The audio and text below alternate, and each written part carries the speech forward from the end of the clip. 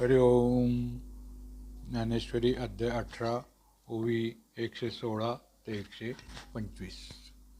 का नापादिता गती चरणी जैसी आथी नातरी ते दीप्ती दीपबिंबू वासू नेदिता जैसे चंदने सौगंध्य असे अधिकाराचे तैसे रूप तिचे नित्य कर्म ऐसे जनी पार्था बोलिजे ते माने एवं नित्य नैमित्तिक दोन्ही दाविली तुझ हेचे नित्य नैमित्तिक अनुष्ठेय आवश्यक म्हणून म्हणो पाहती एक वांझतया ते परिभोजने जैसे होय तृप्ती लाभे भूक जाये तैसे नित्य नैमित्तिके आहे सर्वांगी फळ कीड आगिठा पडे तरी मळू तुटे वाणी चढे या कर्मा तया सांगडे फळ जाणावे जे प्रत्यवाय तवगळे स्वाधिकार बहुवे उजळे तेथ हातो फळिया मिळे सद्गतीसी एवढे वरी ढिसाळ नित्य नैमित्तिके आहे फळ परिते त्यजिजे मूळ